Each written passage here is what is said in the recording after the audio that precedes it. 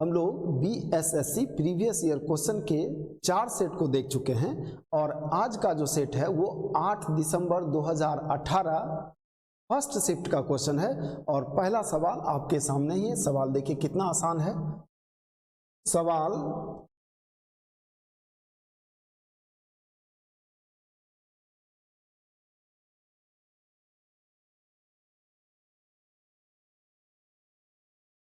यदि 4 सतत सम संख्याओं का योगफल 52 है तो तीसरी सबसे बड़ी संख्या क्या है। ऐसे क्वेश्चन के लिए हम लोग प्रयास करेंगे कम से कम समय देने का। देखिए 4 सम संख्याओं का योगफल 52 है तो 4 सम संख्याओं का औसत 13 होगा। योगफल 52 है, 52 को 4 से भाग लगा देंगे औसत हो जाएगा और यही औसत है। हम जानते हैं जब संख्याएं क्रमशः हो, लगातार हो, नियमित अंतराल पर हो तो औसत जो होता है वो बीच का मान हो। जब संख्याएं नियमित अंतराल पर हो तो सम संख्याएं हैं मतलब नियमित अंतराल पर है, मतलब 2 के बाद 4, 4 के बाद 6, 6 के बाद 8, 2, 2 के अंतराल पर होगा। ऐसी स्थिति में औसत हमेशा माध्य स्थिति को बताता है, मतलब औसत बीच के मान को बताता है। अब 4 संख्याओं में, 4 सम संख्याओं में बीच में कौन होगा? या तो ये होगा या तो ये होगा। तो आप कहेंगे ना ये होगा ना ये होगा, इन दोनों के बीच में होगा। तो ये सम संख्या है तो 2 सम संख्याओं के बीच में जो होता है एक विषम संख्या होता है। इन दोनों का औसत 13 होगा, मतलब ये संख्या 12 हो जाएगा, ये संख्या 14 हो जाएगा, ये 16 हो जाएगा और ये 10 हो जाएगा। पूछता है तीसरी सबसे बड़ी संख्या 14, ये आपका आंसर है और कुछ नहीं करना है। अगर ये आप समझ रहे हैं तो शायद पेन लगाने का जरूरत नहीं है। अगले क्वेश्चन को देखिए। अगला सवाल, एक दुकानदार 4% की हानि पर कपड़े बेचने का विज्ञापन देता है, फिर भी गलत मीटर स्केल का प्रयोग कर वह वास्तविक में 20% लाभ प्राप्त करता है। स्केल की वास्तविक लंबाई क्या है? बहुत अच्छा सवाल है। इस सवाल को हम लोग 2 तरीके से बनाएंगे। एक मूल तरीका जिसमें x मानेंगे, फिर दिखाएंगे समय कैसे बचाना। आइए सबसे पहले हम लोग क्या करते हैं, माना उस दुकानदार ने कपड़ा खरीदा होगा, कैसे? 100 रुपया पर मीटर। उस दुकानदार ने कपड़ा खरीदा होगा 100 रुपया पर मीटर मतलब 100 रुपया में 100 सेंटीमीटर। 1 मीटर बराबर क्या होता है? 100 सेंटीमीटर, ये आप जान ही रहे हैं। अब आइए, आप जब हमसे खरीदने आइएगा ना, ये दुकानदार हम ही हैं, आप मेरे पास खरीदने आइएगा तो आप कहिएगा हम 96 रुपया देंगे। आप 96 दीजिएगा ना तो हम x सेंटीमीटर देंगे, हम 100 सेंटीमीटर नहीं देंगे, क्योंकि हम कम माप का यूज कर रहे हैं तभी तो लाभ हो रहा है। कम दाम में बेचने पर लाभ कैसे होगा? तो सामान कम बेच रहे हैं, आपको ये दिखाकर नहीं, चुपके से हम बेईमानी कर रहे हैं मापने में। हम कितना बेच रहे हैं? x सेंटीमीटर, और x सेंटीमीटर बेचकर हमने प्राप्त किया 96 रुपया। तो हम 100 सेंटीमीटर बेचकर कितना प्राप्त करेंगे? क्योंकि हमारे पास तो 100 सेंटीमीटर है। हमने 100 सेंटीमीटर खरीदा था, बेचा कितना? x, और x बेचकर कितना कमाया? 96 रुपया। तो 100 सेंटीमीटर का विक्रय मूल्य क्या होगा? तो हमारा टोटल विक्रय मूल्य निकल गया कितना? 96/x गुना 100। ये क्या है? ये मेरा विक्रय मूल्य है। ये वो बेईमान दुकानदार अगर हम ही हैं तो मेरा विक्रय मूल्य ये है। और मेरा विक्रय मूल्य एक और तरीके से निकल सकता है। कैसे? हमने खरीदा कितने में था? 100 में, और हमने लाभ लिया है 20% का, तो मेरा विक्रय मूल्य होगा। क्या ये मेरा विक्रय मूल्य है? आप कहेंगे हाँ। मेरा क्रय मूल्य क्या था? 100। लाभ कब होगा? 20% लाभ कब होगा? जब 20% ज्यादा में बेचेंगे हम। तो 100 में तो हमने खरीदा था, 120% में बेचेंगे तो 20% का लाभ हो जाएगा। तो मेरा विक्रय मूल्य यहाँ से भी निकल रहा है और मेरा विक्रय मूल्य यहाँ से भी निकल रहा है। दोनों तो मेरा ही विक्रय मूल्य है, तो दोनों आपस में बराबर होगा। 96 गुना 100/x। ये दोनों जीरो हटा देते हैं हम। अब एक जीरो यहाँ से काट देते हैं, एक जीरो यहाँ से, और 12 से काट देते हैं 8 बार में।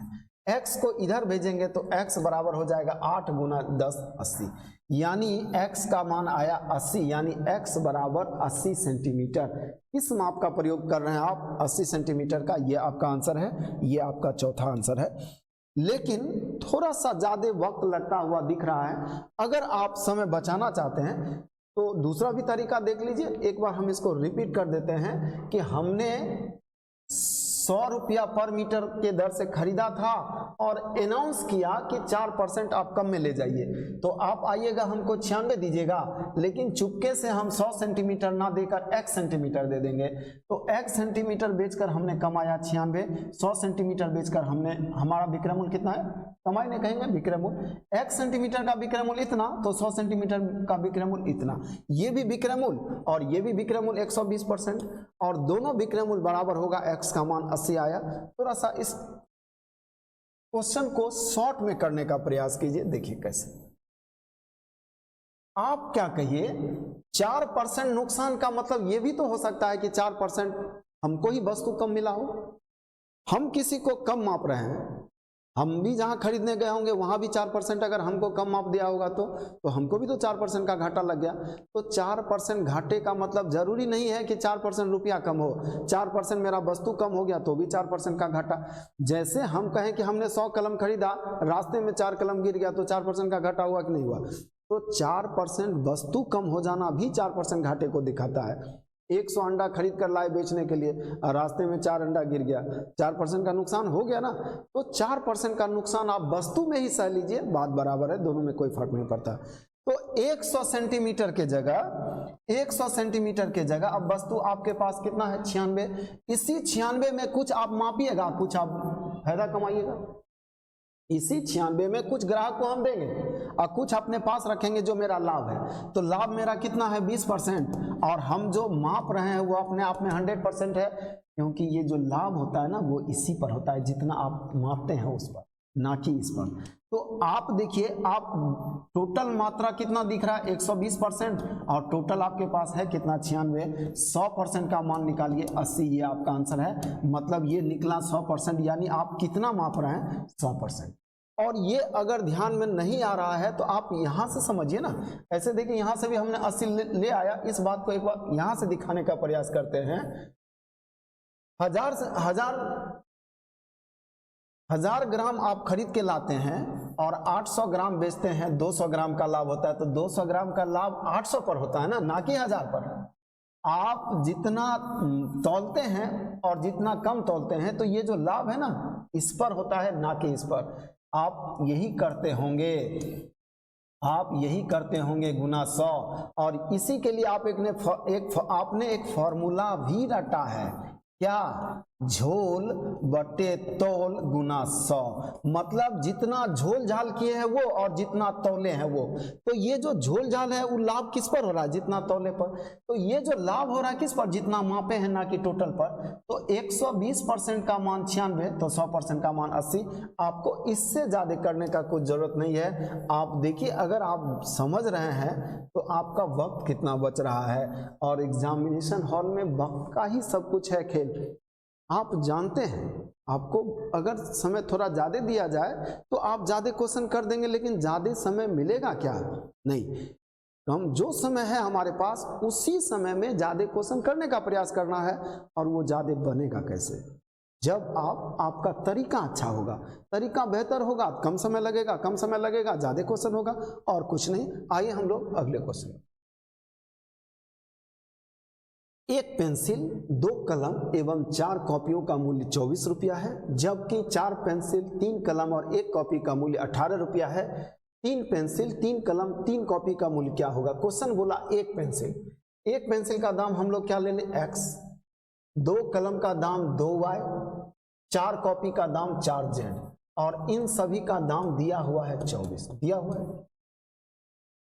फिर बोला, अब आगे दिया है 4 पेंसिल यानी 4x, फिर बोला 3 कलम यानी 3y प्लस 1 कॉपी यानी 1z का मान 18, ये दिया हुआ है। इसको जोड़ेंगे तो ये 42 आएगा, और इसको जोड़ेंगे तो क्या दिखाई देगा? 5x, 5y और 5z।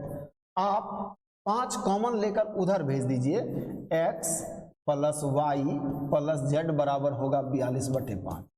यानी एक एक का मान पता चल गया और क्वेश्चन कह रहा 3 पेंसिल 3 कलम और 3 कॉपी का दाम चाहिए, तो इसको 3 से गुना कर दीजिए। अब ये हो गया 3 कलम 3 पेंसिल 3 कॉपी, इसका 3 से गुना इधर करेंगे तो इधर भी 3 से गुना हो जाएगा। यही तो आपका आंसर है। और आप देखिए 5 इन दोनों में किसी से कटेगा नहीं, दशमलव में आएगा और दशमलव एक ही ऑप्शन में है। कुछ नहीं करना है, आंसर करना है अगले क्वेश्चन में।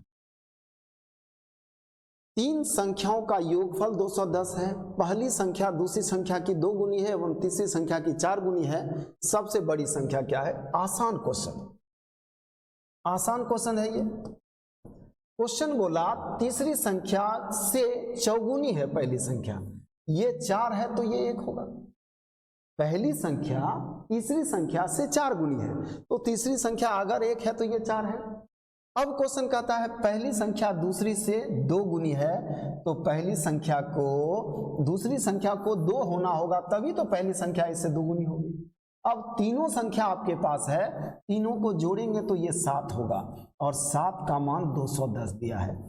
क्या 1 का मान 30 होगा? और पूछता है सबसे बड़ी संख्या, सबसे बड़ी संख्या 4 का मान, 4 का मान 120। इससे ज्यादा वक्त देने का जरूरत नहीं है। 120 120 ये आपका आंसर है। अगले क्वेश्चन में आते हैं। एक परीक्षा में 60% विद्यार्थी भौतिकी में सफल हुए, 70% विद्यार्थी अंग्रेजी में, 45% विद्यार्थी दोनों में। अब क्वेश्चन कहता है यदि 45 विद्यार्थी दोनों विषयों में असफल हुए हो, फेल हुए हो, तो विद्यार्थियों की कुल संख्या क्या है? देखिए कुछ नहीं है, यहां दिया हुआ है ये फिजिक्स है और ये अंग्रेजी है, ठीक है, ये फिजिक्स है और ये इंग्लिश। क्वेश्चन कहता है दोनों में सफल 45%, सबसे पहले इसको लिखिए, दोनों में सफल 45% और फिजिक्स में सफल 60, तो यहां 15 होगा। देखिए फिजिक्स में आपको 60 दिखाई दे रहा होगा। अब अंग्रेजी में बोला 70%, यहां 45 है तो यहां 25 होगा। अंग्रेजी में देखिए आपको 70% दिखाई दे रहा है। यहां जो भी स्टूडेंट आपको नजर आ रहा है, यहां कोई ऐसा बच्चा नहीं है जो दोनों विषय में फेल है। इसको पूछिए क्या आप दोनों विषय में फेल है? नहीं, कहेगा नहीं, एक विषय में तो हम पास हैं, अंग्रेजी में। इसको पूछिएगा क्या आप दोनों विषय में फेल हैं? कहेगा नहीं, हम भी दोनों विषय में फेल नहीं है, एक विषय में पास हैं, फिजिक्स में। इसको बोलिएगा आप दोनों विषय में फेल हैं, तो ये कहेगा नहीं, हम तो दोनों विषय में पास हैं। यानी यहाँ जो भी मौजूद है वो दोनों विषय में फेल नहीं है। तो इसको जोड़िए तो कितना होगा? इसको जोड़िएगा तो ये आएगा 85%। यानी 85% ऐसे बच्चे हैं जो कहीं ना कहीं पास हैं। तो इसके बाद जो होगा 15% वो दोनों में फेल होगा, क्योंकि हमने सबको जोड़ लिया। एक विषय में जो पास है उसको भी अलग कर लिया, दूसरे विषय में जो पास है उसको भी अलग कर लिया, दोनों विषय में पास है उसको भी अलग कर लिया। तो सब पास अलग हो रहा है, तो जो बचा होगा वो कौन होगा? वो दोनों विषय में फेल होगा, और दोनों विषय में फेल 15 और 15 का मान 45। एक का मान 3 होगा, एक का मान 3 होगा और चाहिए 100%। बोला कुल संख्या क्या चाहिए? 100%। तो यही 100% निकालिए ना, यही 2 जीरो चिपका दीजिए, ये आपका आंसर है 100% का मान 300। ये आपका आंसर है सी। आइए हम लोग अगले क्वेश्चन में चलते। 3 संख्याओं के वर्गों का योगफल 450 है, जबकि एक बार 2 संख्याओं को लेकर प्राप्त गुणनफलों का योगफल 225 है। उन संख्याओं का योगफल ज्ञात कीजिए। शायद सवाल समझने में दिक्कत है, शायद सवाल समझने में दिक्कत है। आइए सवाल समझते हैं। 3 संख्याओं के वर्गों का योगफल 450 है। ये लाइन आप समझ रहे हैं। 3 संख्या अगर ये है, 3 संख्या अगर ये है, तो क्वेश्चन बोला वर्ग इसका इसका इसका और वर्गों का योग 450 है। यहां तक आपको कोई दिक्कत नहीं है, यहां तक आपको कोई दिक्कत नहीं। दिक्कत कहां है? अगले सेंटेंस में, जबकि एक बार 2 संख्याओं को लेकर प्राप्त गुणनफलों का योगफल 225 है। आगे क्या बोला है? 3 संख्या है ना, उनमें किन्हीं 2 को लेकर गुना करें, अगले किन्हीं 2 को लेकर गुना करें और उन गुणनफलों को जोड़ेंगे तो 225 होगा। मतलब सवाल ये बोला 3 संख्या में से किन्हीं 2 का गुणनफल, क्या ये होगा? क्या तो किन्हीं 2 में एक्स वाई होगा और वाई जेड नहीं हो सकता? क्या ये भी हो सकता है? क्या जेड एक्स नहीं हो सकता? ये भी हो सकता है। तो इन्हीं का योगफल, गुणनफल, गुणनफल और गुणनफल, और क्वेश्चन बोला गुणनफलों, ये गुणनफल है, गुणनफल है, गुणनफल है, और गुणनफलों का योग दिया हुआ है 250, 225। बस आप क्वेश्चन समझ गए, अब सॉल्यूशन समझना बिल्कुल आसान। क्वेश्चन में कह रहा है तीनों संख्याओं का योग बताइए, क्वेश्चन बोला ये चाहिए, तो हम क्या करते हैं, इसका वर्ग लिख देते हैं, और इसका स्क्वायर किसके बराबर होता है आप जानते हैं, आप जानते हैं ये होता है प्लस क्या 2xy plus yz plus zx, ये नहीं होता है। अब इसका मान सबका मान आपको पता है, लिख दीजिए, ये कितना है 450 प्लस ये 2 गुना 225, यहाँ 225 रखेंगे तो ये भी 450 हो जाएगा। अब जोड़िए x plus y plus z का होल स्क्वायर बराबर कितना, आप कहेंगे 900, तो ये स्क्वायर उधर जाएगा तो 30 हो जाएगा ना, तो आपका आंसर हो जाएगा x plus y plus z का मान कितना 30, ये आपका आंसर है। उन संख्याओं का योगफल चाहिए, योगफल 30 निकला, ये आपका आंसर है, आपका आंसर है पहला। आइए हम लोग अगले क्वेश्चन में चले। यहाँ दिक्कत थोड़ा सा कंफ्यूज यहाँ हम लोग हो सकते थे, ये सवाल भी अच्छा था। आइए हम लोग अगले क्वेश्चन को 7 5 ये क्वेश्चन नंबर है, ये क्या है, क्वेश्चन नंबर है 5 अंकीय सबसे छोटी संख्या ज्ञात कीजिए जो 8, 16, 24, 36, 54 से पूर्ण तक। क्वेश्चन क्या बोला, हमको 5 अंकों वाली सबसे छोटी संख्या निकालनी है जो इन सभी से विभक्त है। तो सबका पहले आप एलसीएम निकाल लीजिए, 8, 16, 24, 36 और 54। एलसीएम निकालिए, 2, 4, 8, 12, 18, 17, ठीक है। हालांकि एलसीएम निकालते समय इतना वक्त नहीं देना है, इस क्वेश्चन में समझना क्या है वहां ध्यान देना है। एलसीएम निकालने का और भी बहुत सारा तरीका है जहां कम वक्त हम लोग देंगे। 2, 4, 6, 9, 27, फिर 2 से 1, 2, 3, 9, 27, फिर 3 से लगेगा, 1, 2, 1, 3 और 9, फिर 3 से लगेगा, 1, 2, 1, 1, 3, यही ना। अब गुना कर लेते हैं, 3 दूना 6, 6 तिया 18, 18 तिया 54, 54 को 8 से गुना कर लीजिए, 54 गुना 8, 8 चौक 32, 8 बचे 40, 3 43, ये आपका एलसीएम निकला। अब इसको हटा देते हैं, ये आप जानते हैं एलसीएम निकालना। एलसीएम निकालने के लिए भी हम लोग शॉर्टेस्ट मार्ग अपनाएंगे। फिलहाल इस क्वेश्चन को समझना है हम लोग को। सबसे पहला बात, एलसीएम ही क्यों, कहां क्वेश्चन में बोला कि एलसीएम ही निकालिए, एलसीएम निकालना क्यों पड़ा। देखिए क्वेश्चन बोला 8 से भाग लगाना है और 12 से भाग लगाना है, तो इसका एलसीएम 24 अगर है तो 24 जिसको जिसको भाग लगाएगा ना उसको ई भी भाग लगाएगा और ई भी भाग लगाएगा। 24 क्या है, इन दोनों का एलसीएम है। 24 जिसको जिसको भाग लगाएगा उन दोनों को 8 और 12, उन संख्याओं को 8 और 12 ये दोनों संख्याएं भाग लगाए। क्यों, क्योंकि 8 उसका फैक्टर है, 12 उसका फैक्टर है। 10 जिसको भाग लगाएगा 5 उसको भाग लगाएगा ही, क्योंकि 5 10 का एक टुकड़ा है। 10 जिसको भाग लगाएगा 2 उसको भाग लगाएगा ही। तो एलसीएम निकाल लेने से फायदा क्या हुआ कि अब एक ही संख्या से चेक करना है, इन सभी संख्याओं से नहीं। तो अब क्या करेंगे, 432 भाग लगाएंगे 5 अंकों की सबसे छोटी संख्या को। क्लियर है, एक बार में आप कहेंगे, 2 बार में 864, यहां कितना होगा 6 और यहां होगा 3 और यहां होगा 1 0। अब यहां क्या करेंगे, हम भाग लगाएंगे कुछ शेष बचेगा और शेष को घटा देंगे इसमें, तो जो संख्या होगा वो पूर्णतः विभक्त होगा, लेकिन हमारा आंसर नहीं होगा। अब कहीं घटा देंगे तो विभक्त हो जाएगा, तो आंसर क्यों नहीं होगा।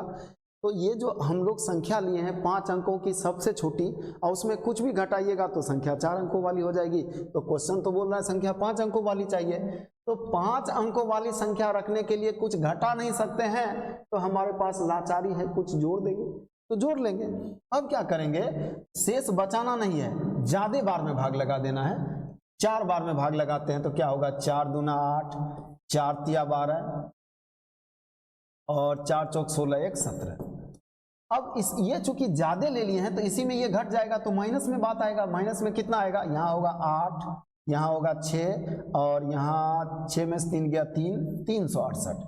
368 माइनस में आ रहा है। इसका मतलब ये 368 अगर संख्या में होता तो माइनस में नहीं आता। जितना माइनस में आ रहा है उतना ही अगर हमारे संख्या में होता तो माइनस में नहीं, तब जीरो होता। इसका मतलब ये अगर इस संख्या में होता 368 संख्या में और होता तो पूरी तरह भाग लग जाता। तो यही तो हमको चाहिए, इन सभी से भाग लगने वाला 5 अंकों की छोटी से छोटी संख्या ये है। इससे छोटी कोई संख्या नहीं होगी 5 अंकों की जो इन सभी से पूर्णतः विभक्त हो। आइए हम लोग अगले क्वेश्चन में। अगला, रमेश को एक निश्चित संख्या में 46 से गुना करने कहा गया इसी संख्या को आप 46 से गुना कीजिए, ठीक है। और रमेश ने क्या कर दिया, उसको 64 से गुना कर दिया। तो जाहिर है ये संख्या इस संख्या से बड़ी है। 46 के बजाय 64 से गुना करेंगे तो परिणाम तो बड़ा हो ही जाएगा। अब क्वेश्चन कहता है ये परिणाम इस परिणाम से अधिक है, कितना, 2520। ये इससे अधिक है, कितना, 2520। तो इसमें 2520 अगर जोड़ दें तो अब दोनों बराबर है और यही इधर आके घट जाएगा।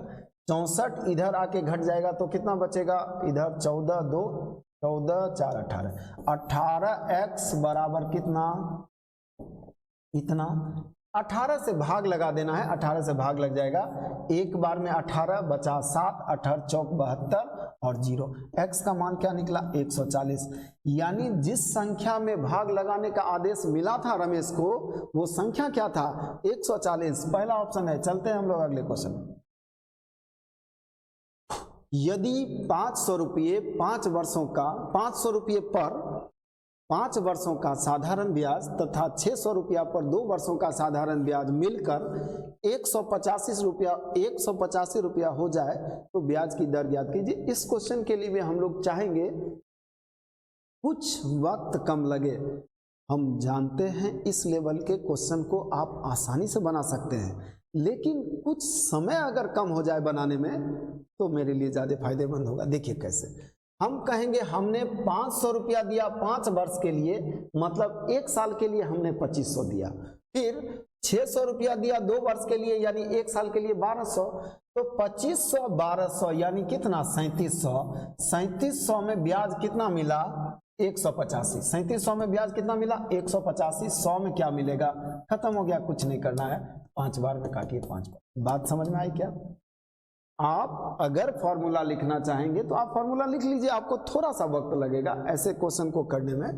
देखिए हमने क्या कहा, 500 अगर देते हैं 5 साल के लिए तो वो 1 साल के लिए 2500 के ही बराबर है, क्योंकि 500 कोई आपका 1 साल रखा, फिर वो 1 साल 500 रखा, फिर वो 1 साल 500 रखा, फिर वो 1 साल के 5, तो 1 साल के दृष्टिकोण से वो 2500 रखा। तो 2500 1200 3700 3700 में 185 गुना 100। अगर इस बात को समझने में दिक्कत है तो आप फॉर्मूला रख लीजिए, फिर कुछ परेशानी नहीं है। आप रखिए, आप फॉर्मूला रखिए। थोड़ा सा वक्त तो आपको ज़्यादा देना पड़ेगा, हर जगह फॉर्मूला, तो कुछ ना कुछ वक्त आपको ज़्यादा देना पड़ेगा। यहाँ आर का मान निकालिए 5%, आपका आंसर 5%, चौथा। अगले क्वेश्चन में, एक संगठन में 20% कर्मचारी डॉक्टर हैं, शेष कर्मचारियों में से 40% कर्मचारी उपचारिकाएं हैं एवं शेष 120 कर्मचारी टेक्नीशियन हैं। उपचारिकाओं की संख्या ज्ञात करें। हमको क्या बताना है, उपचारिकाओं की संख्या। हमको क्या बताना है, उपचारिकाओं की संख्या। ध्यान देना है, मांगता क्या है। मान लेते हैं संगठन में 100 लोग हैं, 20% कर्मचारी डॉक्टर हैं, ये डॉक्टर हैं, दिया हुआ है। फिर बोला शेष कर्मचारियों में से, टोटल का नहीं, शेष कर्मचारियों में से, तो शेष बचा कितना है, 80। 80 का 40% दिया हुआ है, ये क्या है, उपचारिकाएं। 80 का 40% यानी 32। 32 क्या है, उपचारिकाएं। ये डॉक्टर है, ये डॉक्टर है, ये उपचारिकाएं, उपचारिकाएं। और इसके बाद जो भी होगा वो दिया है, वो टेक्नीशियन है, वो टेक्नीशियन। तो इन दोनों को जोड़ेंगे तो 52 होगा, बचेगा 48। यही टेक्नीशियन है और टेक्नीशियन की संख्या 48 और उसका मान दिया है 120। उसका मान कितना दिया है? 120। तो 48 का मान 120 मांगता क्या है? उपचारिकाओं की संख्या। 100% नहीं निकालना है, हमको निकालना है 32, क्योंकि 32 का मान मानता है। ये आपका आंसर। देखिए इसको हम लोग ऐसे भी काट सकते हैं, 16 दूना 32 और 16 या 48। 3 का मान इतना तो 2 का मान कितना? 3 का मान इतना तो 1 का मान 40 और 2 का मान 80। ये आपका आंसर है। आपका आंसर चौथा है। अब जल्दबाजी में आप 100% का मान निकाल लेंगे, वो भी ऑप्शन में मिल जाएगा और आंसर करके आप चले आएंगे और आप कहेंगे हमने तो इतना स्कोर किया फिर भी हमारा नहीं हुआ। देखिए 100% तब निकालेंगे जब मांगेगा संगठन में कितने लोग थे। ये मांगा क्या? मांगा उपचारिकाओं की संख्या जो 32 है। हमने 32 का वैल्यू निकाल दिया। आइए अगले क्वेश्चन। रमेश ने एक परीक्षा में 40% अंक प्राप्त किया एवं 20 अंक से असफल हो गया। सुरेश ने 50% अंक पाया एवं न्यूनतम उत्तीर्णांक से 15 अंक अधिक पाया। न्यूनतम उत्तीर्णांक क्या है? वो उत्तीर्णांक कम से कम क्या है जहां हम लोग पास हो जाएंगे, उससे कम में हम लोग फेल हो जाएंगे, यही बताना है ना। और इस क्वेश्चन में भी प्रयास हमारा सिर्फ बनाने का नहीं होगा, प्रयास होगा हमारा कम से कम में बनाने का। हम कहेंगे दोनों में अंतर कितने का, आप कहिएगा 10% का। हम कहेंगे दोनों में अंतर कितने का, तो आप कहिएगा 35 का। इसमें दिक्कत क्या? नहीं। एक ने लाया 40% और एक ने लाया 50%, तो फर्क तो 10% का तो दूर से ही दिख रहा है, यहां तो आपको कुछ सोचना ही नहीं है। आइए 35 के बारे में देखें। 35 का अंतर क्यों होगा? क्योंकि हम जानते हैं एक उत्तीर्णांक से थोड़ा कम है और एक उत्तीर्णांक से अधिक है। एक कम है 20 अंक, एक कितना? जैसे उत्तीर्णांक अगर ये है तो ये 20 पीछे रह गया और उत्तीर्णांक अगर ये है तो एक 15 आगे चला गया, तो दोनों में फर्क कितने का हो जाएगा? 35 का। तो दोनों में फर्क 35 का और दोनों में फर्क 10% का। 10% का मान 35, तो हम कहेंगे 40% का मान। अब आप कहिएगा क्यों 100% क्यों? 100% क्यों नहीं, 40 क्यों? तो हम कहेंगे 100% निकालेंगे तो फुल पूर्णांक निकलेगा। मांगा है क्वेश्चन में, कहीं क्वेश्चन बोला है फुल पूर्णांक निकालें? क्यों निकालेंगे? हम निकालेंगे, एक्स्ट्रा काम करेंगे, एक्स्ट्रा वक्त लगेगा। कोई एक्स्ट्रा काम नहीं करना। आपको करना क्या है? 40% का मान देखिए 4 गुना है, 4 गुना कर दीजिए 140। यानी पहला बच्चा जो है वो 40% यानी 140 लाया था और फिर भी 20 अंक से फेल हो गया। मतलब पास होने के लिए कितने अंकों का जरूरत था? एक लाइन में उत्तर। क्या जरूरत है यहाँ कुल पूर्णांक निकालने का? कुल पूर्णांक निकालेंगे वक्त बर्बाद होगा। अब आप कहिए कि क्या जरूरी है इसी से निकालना? आप इससे निकालते तो क्या होता?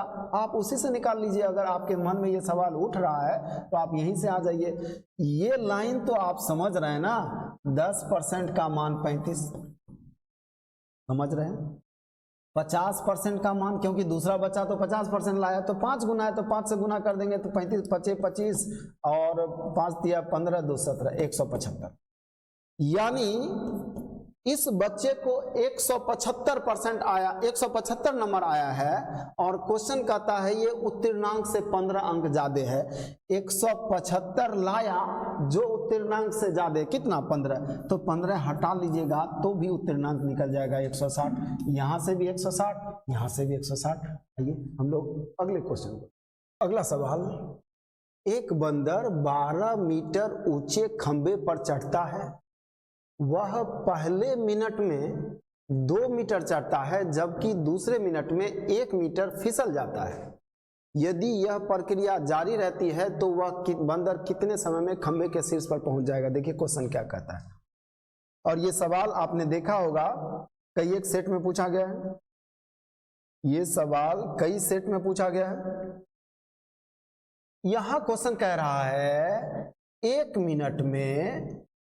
मिनट में बंदर 2 मीटर ऊपर चढ़ता है और अगले 1 मिनट में 1 मीटर नीचे आ जाता है। 1 मीटर 12 मीटर, वह पहले मिनट में 2 मीटर चढ़ता है और जबकि दूसरे 1 मिनट में 1 मीटर नीचे आ जाता है।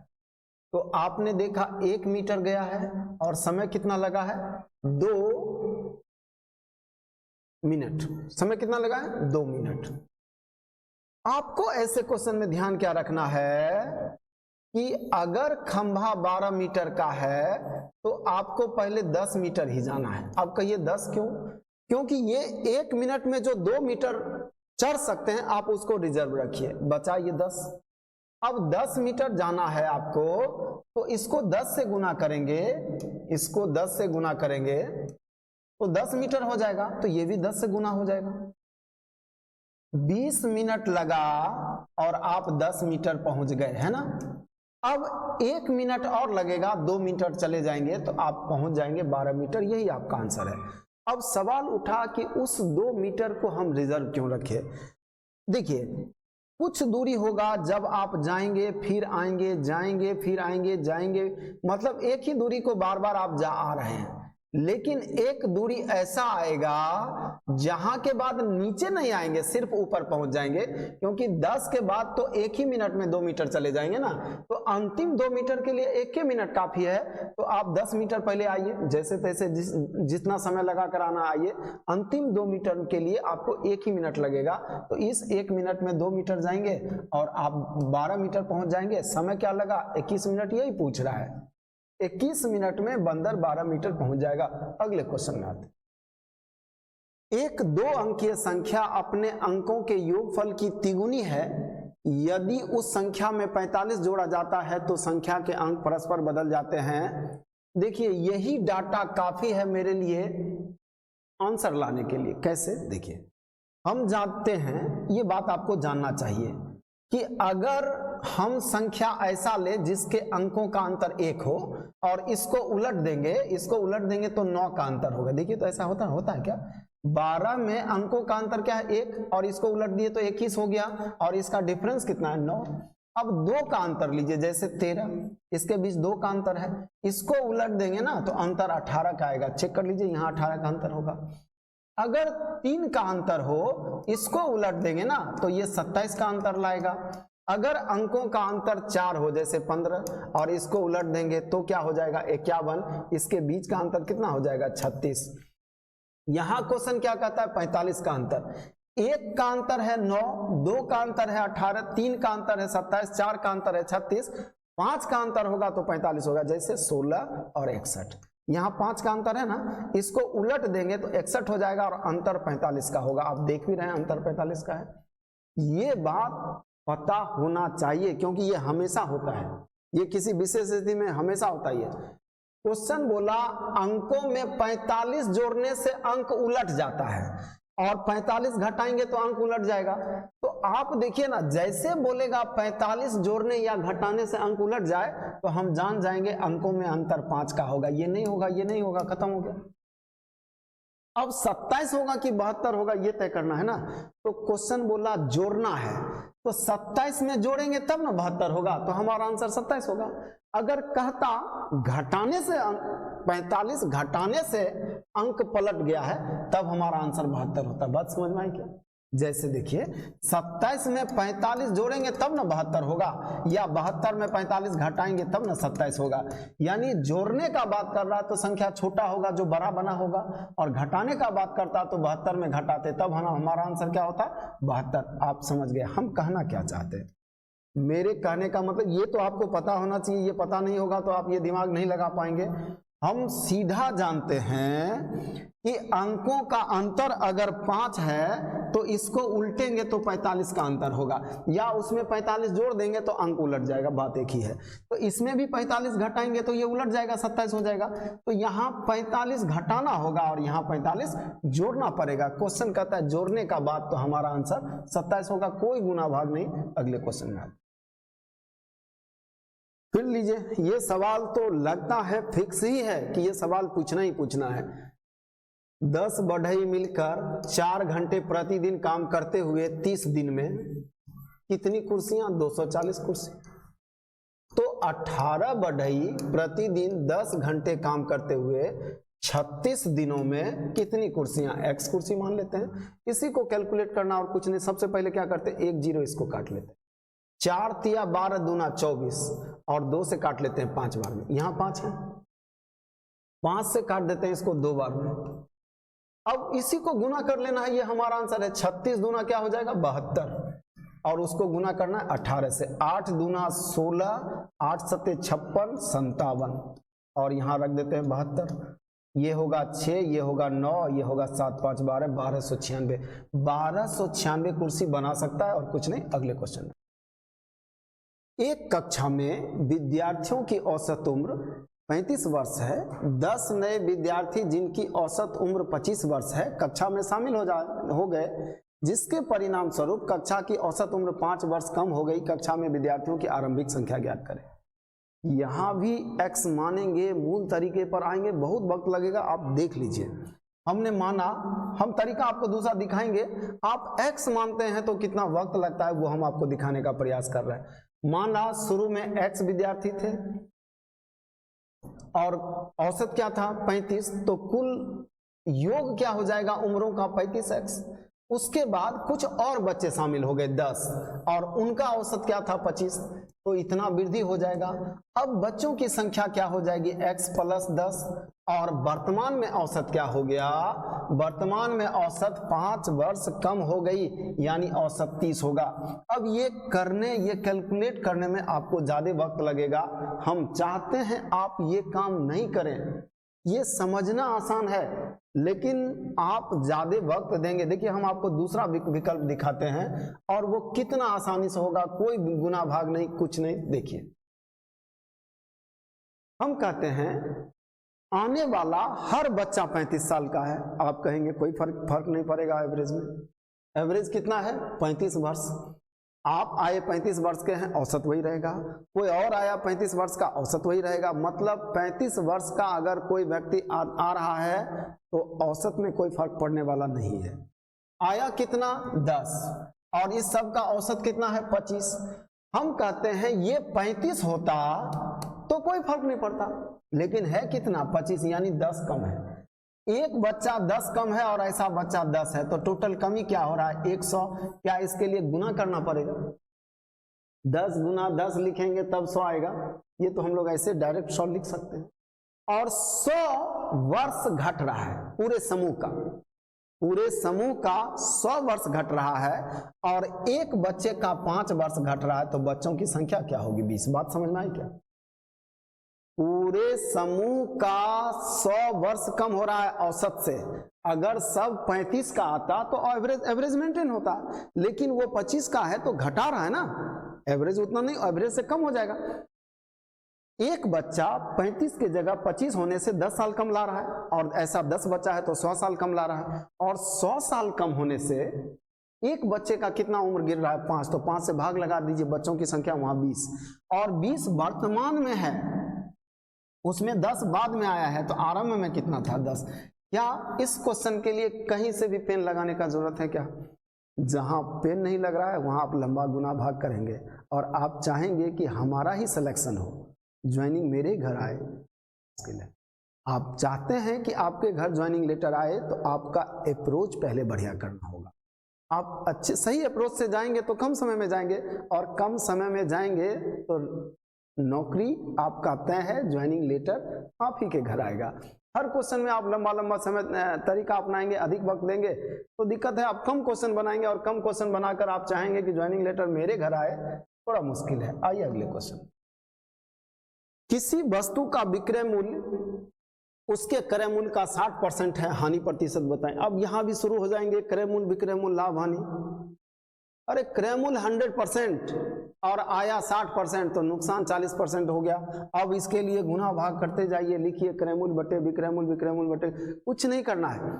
आप जानते हैं कोई भी क्रय मूल्य 100% है और आया कितना 40%, 60%। कैसे? क्वेश्चन को बोला किसी वस्तु का विक्रय मूल्य क्रय मूल्य का 40% है, तो क्रय मूल्य का 60% है, क्रय मूल्य का 60% ही आया, नहीं क्या आया 40%, वही नुकसान है। 100% हमारा सीपी है, 60% आया नहीं, क्या आया वही घटा है, 40% नहीं आया, 40% नुकसान, खत्म हो गया। अब इसके लिए भी पेन लगाएंगे। अगले क्वेश्चन, पवन अपने कार्यालय में 8 घंटे काम करता है एवं मोहन अपने कार्यालय में 6.5 घंटे काम करता है। उनके कार्य घंटे का संगत अनुपात, मतलब उनके समय का अनुपात बताना है। एक 8 घंटा काम करता है और एक 6.5 घंटा काम करता है, 6.5 है ना, 6.5 घंटा उसको कहेंगे। 8 इसको 13/2 भी कह सकते हैं ना, 2 को यहाँ भर भेज दीजिए, 16:13। उनके कार्यालय में काम करने का अनुपात कितना है, समय का अनुपात 16 और 13, 16 और 13, ये पहला ही ऑप्शन है। अगले क्वेश्चन में आइए। अगला क्वेश्चन, पेट्रोल के मूल्य में 20% की वृद्धि हो गई, एक कार मालिक को पेट्रोल की खपत में कितने प्रतिशत की कमी करनी चाहिए ताकि पेट्रोल पर किए गए व्यय में कोई परिवर्तन न, कोई वृद्धि ना हो। देखिए, पेट्रोल जो 100 का था अब 120 का हो गया, 100 का सामान 120 में हो गया। तो आप अगर पहले 100 रुपये का पेट्रोल भरा रहे थे तो आप चाहते हैं अभी भी 100 रुपया लगे, खर्च में कोई वृद्धि ना हो। मतलब आपका खर्च पेट्रोल के लिए 100 रुपया था तो उसी पेट्रोल के लिए अब आपको 120 मांगा जाएगा। आप कहेंगे नहीं, हम वही 100 देंगे, यानी आप 20 रुपया काट रहे हैं तो पेट्रोल भी कम हो जाएगा। पेट्रोल कितना कम हो जाएगा, इतना। ये क्या हमने निकाला, ये निकाला प्रतिशत कटौती खर्च में। खर्च में कितना % कटौती किए, इतना, तो पेट्रोल भी इतना ही % कम हो जाएगा। खर्च आधा कर देंगे ना तो पेट्रोल भी आधा हो जाएगा। मतलब जो पैसा लगना चाहिए उसमें आप आधा देंगे तो सामान भी आधा मिलेगा। ये खर्च में कटौती हुआ। आज का वाजिब खर्च 120 है और हम कह रहे हैं हम 100 ही देंगे, तो आप काट क्या रहे हैं, आप कहेंगे 20 रुपया काट रहे हैं, क्या % काट रहे हैं, इसी को तो कहते हैं प्रतिशत कमी। और जितना % आप पैसा काट लेंगे दुकानदार उतना % सामान काट लेगा, खत्म हो गया और कुछ नहीं करना। अगले क्वेश्चन, 1 से 19 तक विषम संख्याओं के वर्गों का योगफल क्या है। ये विषम है, विषय आ गया। ये क्या है, विषम संख्या। विषम संख्या के वर्गों का योगफल क्या है। थोड़ा सा कैलकुलेटिव क्वेश्चन है, इसमें थोड़ा वक्त लगेगा आपको। क्वेश्चन ये कह रहा है, क्वेश्चन कह रहा है ये 1 स्क्वायर 3 स्क्वायर 5 स्क्वायर और 19 स्क्वायर, इसका मान मांग रहा है। इसको जोड़ेंगे, वर्गों का योगफल मांग रहा है, मतलब इन सभी को जोड़ेंगे तो वो किसके बराबर होगा। तो हम क्या करते हैं, जरा सा ध्यान दीजिएगा। हम कहेंगे अपने मन से इसमें ये हम लगा देते हैं, अपने मन से ये लगा देते हैं, अपने मन से ये लगा देते हैं, अपने मन से ये लगा देते हैं। तो इसके बारे में तो हम लोग सब कुछ जानते हैं, तो जिसके बारे में आप जानते हैं उसी का मान निकाल लीजिए। इसका फॉर्मूला लिखिए। आप जानते हैं इसका फॉर्मूला होता है n + 1 और 2n + 1/6। इससे रिलेटेड भी हर सेट में एक क्वेश्चन है, तो इसका मान आप रखिए ना, आप इसका मान निकालिए और कुछ नहीं कीजिए। इसका मान होगा 19 गुना 19 1 20 गुना 19 दूना 38 1 39। फॉर्मूला रख रहे हैं हम और कुछ नहीं। ये अब सवाल उठता है कि क्या ये हमारा उत्तर है। आप कहिएगा नहीं, क्योंकि क्वेश्चन में तो 1 square 3 square 5 square 7 square 19 square मांगा, हम तो उसमें 2 स्क्वायर 4 स्क्वायर अपने मन से लगा दिए, तो उसको घटा देते हैं। फिर हम क्या घटा देते हैं, 2 स्क्वायर 4 स्क्वायर 6 स्क्वायर और अप टू 18 स्क्वायर, ये हम घटा देते हैं। तो अब हमारा आंसर एग्जैक्ट हो जाएगा, क्योंकि जो नहीं मांगा वो हम अपने मन से जोड़ दिए, जो जोड़ दिए वो घटा देते हैं, बात बराबर हो जाएगा। अब इसको जरा सा हम लोग कैलकुलेट करें। 3 से काटेंगे 2 बार में, 3 से काटेंगे 13 बार में और 2 से काटेंगे 10 बार में। 13 गुना 19 करेंगे, 13 17 से बचा 11 और 13 11 24 और 1 0, यानी 2470 यहां तक का वैल्यू आ गया। माइनस यहां क्या होगा, अब देखिए यहां भी आप क्या कीजिए, 2 स्क्वायर कॉमन ले लीजिए। इसको जोड़ने से पहले 2 स्क्वायर कॉमन ले लीजिए, तो आपको फॉर्मूला फिर दिखने लगेगा। 2 स्क्वायर 3 स्क्वायर, ये हो जाएगा 9 का स्क्वायर, ये कितना हो जाएगा 9 का स्क्वायर, और यहाँ फिर फॉर्मूला लगा दीजिए आप। 2470 माइनस 4 गुना यहाँ क्या लिखिएगा, फिर फॉर्मूला लगाएंगे n into n plus 1। n का मान 9 है, n प्लस 1 का मान 10 होगा, 9 दूना 18 1 19 होगा और बटा 6 होगा। इसी को काटिए पीटिए और कुछ नहीं करना है। 2 से 2 बार में काट दीजिए, 2 से 3 बार में काट दीजिए, 3 से 9 बार में काट, 3 से 3 बार में 9 को काट दीजिए। 3 दूना 6, 19 गुना 6 114, 114 पर एक जीरो देकर घटा दीजिए, 114 पर एक जीरो देकर घटा लीजिए, ये 30 होगा, ये 3 होगा और ये 1330, ये आपका आंसर है। ये क्वेश्चन थोड़ा कैलकुलेटिव था, इसमें थोड़ा वक्त लगेगा। और बहुत सारे क्वेश्चन में आपने अगर कुछ सेकंड बचाया है तो ऐसे ही क्वेश्चन के लिए, ताकि वहां कुछ ज्यादा भी वक्त लग जाए तो उसको हम बना लें। अगर एक क्वेश्चन छोड़ देंगे तो एक क्वेश्चन कम हो जाएगा। अगर हमने पिछले क्वेश्चन में कुछ वक्त बचाया है तो यहाँ दे देंगे और इस क्वेश्चन को हम बना पाएंगे। आइए अगले क्वेश्चन। 600 रुपये की धनराशि को 2 पुरुष 4 महिलाओं एवं 6 लड़कों के बीच इस प्रकार बांटा गया कि एक पुरुष, एक महिला और एक लड़के के हिस्सों का अनुपात 3:2 है। एक पुरुष, एक महिला और एक लड़के के हिस्सों का अनुपात ये है, लेकिन क्वेश्चन बोला पुरुष तो 2 है और महिला तो 4 है और लड़का क्या है 6 है, ये ना। तो यही बंटवारा ऐसे ही होगा, पुरुषों के पास जाएगा 6, महिलाओं के पास 8 और बच्चों के पास 6। 6 6 12 8 20 और 20 का मान 600, क्योंकि कुल धन 600 है। एक का मान क्या होगा 30, यही चाहिए। एक लड़के का हिस्सा क्या है 1 और 1 का मान 30 निकला, ये आंसर है। अगले क्वेश्चन में आइए, इससे ज्यादा कुछ समय नहीं देना हम लोग को। नेक्स्ट, सबसे छोटी अभाज्य संख्या 2। सबसे छोटी अभाज्य संख्या 2, बहुत बार ये सवाल आ चुका है। अभाज्य संख्या आप जानते हैं वे संख्याएं जिसका 2 और केवल 2 फैक्टर हो। 2 और केवल 2 फैक्टर हो, मतलब किसी दो संख्याओं के अलावा वो किसी से नहीं कटे, और सबसे छोटा 2 ही है, 2 से पहले कुछ नहीं। आइए, और अगर क्वेश्चन पूछता, पिछले एक सेट में सवाल ये था सबसे छोटी विषम अभाज्य संख्या, तब आंसर 3 होता, और ये भी क्वेश्चन दूसरे सेट में पूछा जा चुका है। अगले क्वेश्चन में आते हैं। देखिए, M1 T1 D1 से रिलेटेड एक क्वेश्चन अभी कुछ देर पहले भी हम लोग किए हैं। फिर एक सवाल आ गया, 12 व्यक्ति 6 घंटा काम करते हुए 20 दिनों में एक काम करता है। उसी काम को कितने व्यक्ति, X व्यक्ति प्रतिदिन 12 घंटा काम करते हुए 8 दिनों में करेंगे। बस X का मान निकाल दीजिए और कुछ नहीं। 12 12 तो कट ही रहा है, और ये 4 से कटेगा 5 बार में, 4 से कटेगा 2 बार में, 2 से कटेगा ये 3 बार में। X का मान 15, और ये ऑप्शन आपका चौथा है। अगले क्वेश्चन में, एक निश्चित राशि 7.5% प्रति वर्ष की दर से साधारण ब्याज पर कितने समय में स्वयं की तिगुनी हो जाएगी। कितने समय में स्वयं की तिगुनी हो जाएगी। तिगुना का मतलब आपको ब्याज 200% मिला होगा। बात समझ में आई क्या? कोई धन 3 गुना हो गया है तो ब्याज 200% मिला होगा।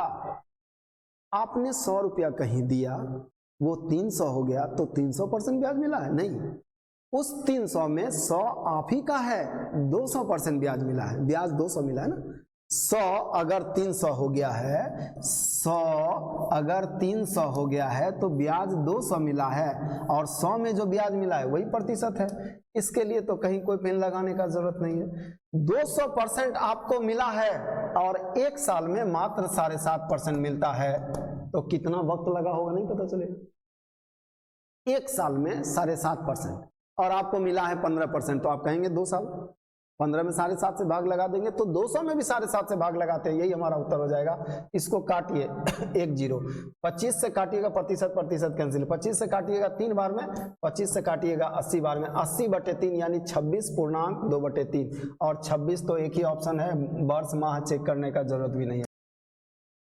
अगला सवाल, 10 वर्ष पूर्व एक व्यक्ति की उम्र अपनी पुत्री की उम्र की 5 गुनी थी, यानी 10 साल पहले पिता और पुत्री के उम्र का अनुपात 5:1 था। ये पिताजी हैं और ये पुत्री है, यही ना। ये जो रेशियो है ये आज का नहीं है, ये आज से 10 साल पहले का। ये कब का है? 10 साल पहले का। और आज से 5 साल बाद का उम्र दिया हुआ है 2:1। अब आपको देखने से लग रहा होगा पहले का उम्र और बाद का उम्र यही छोटा है, ऐसा नहीं होना चाहिए, इसको हमेशा बड़ा रखना है इससे, क्योंकि ये बाद का उम्र है। और उसके लिए क्या करेंगे, देखिए इसके बीच का अंतर क्या है, इसके बीच का अंतर 4 है और इसके बीच का अंतर 1 है। अंतर बराबर रखिए, अंतर हमेशा बराबर होता है, अंतर कभी छोटा बड़ा नहीं होता, अंतर बराबर रखना है। तो ये 4 है और ये 1 है, तो 1 को 4 गुना करने के लिए इसको 4 से गुना कर देंगे, तो 4 से गुना करेंगे तो ये 8 होगा और ये 4 होगा, बस। अब रेशियो में आपने कोई परिवर्तन नहीं किया, क्योंकि 2:1 को 8:4 लिख दिए तो कुछ अन्याय नहीं हो गया। बढ़ता हुआ दिख रहा है कितना, 3, बढ़ता हुआ कितना दिख रहा है, 3 बढ़ रहा है और क्वेश्चन कह रहा है 15 बढ़ रहा है, क्योंकि इन दोनों उम्र में 15 साल का अंतर है। कैसे, ये आज से 10 साल पहले और ये आज से 5 साल बाद, तो 15 साल का अंतर होगा ना। और इन दोनों में अंतर क्या है, 3 का, इन दोनों में अंतर क्या है, 3 का। 3 का मान कितना, 15, 1 का मान कितना, 5 साल, यानी ये उम्र पुत्री का 1 है, निकल गया। आज से 10 साल पहले पुत्री 1 की थी, 1 का मान कितना है, 5, यानी आज से 10 साल पहले पुत्री 5 साल की थी, आज पुत्री कितना होगी, 5 और 10, 15 वर्ष की। ये आपका आंसर है। अगले क्वेश्चन, दो संख्याओं का योगफल 55 है एवं उनका अंतर 15 है, दोनों संख्याओं का गुणनफल ज्ञात कीजिए। ऐसे क्वेश्चन के लिए आप संख्या निकालने के लिए कुछ मत कीजिए, दो संख्याओं का योग और अंतर दोनों दिया है तो दोनों को जोड़ के 2 से भाग दीजिए। 55, 15, 70 को 2 से भाग देंगे तो 35, ये बड़ी संख्या, और 55 में 35 घटा देंगे तो ये छोटी संख्या, दोनों निकल गया डायरेक्ट। और इसका गुणनफल पूछ रहा है 700, इसका गुणनफल निकालना कौन सा बड़ा बात है, 700, ये आपका आंसर है। अगले क्वेश्चन में अब इसका मान निकालना है 1/0.05। आप पॉइंट हटाइएगा, ऊपर 100 से गुना कीजिएगा, 5 से काट दीजिए 20 बार में, ये आपका आंसर है। आपका आंसर है 20। आज का इस सेट में जो भी सवाल था, सारे सवाल का हमने सॉल्यूशन दिया। हर सवाल में हमने प्रयास किया है कि आपका वक्त बचे, हर सवाल में हमने दिखाने का प्रयास किया है कि आप समय कैसे बचाएंगे, और हमारे प्रयास से आपको कुछ लाभ मिलता है।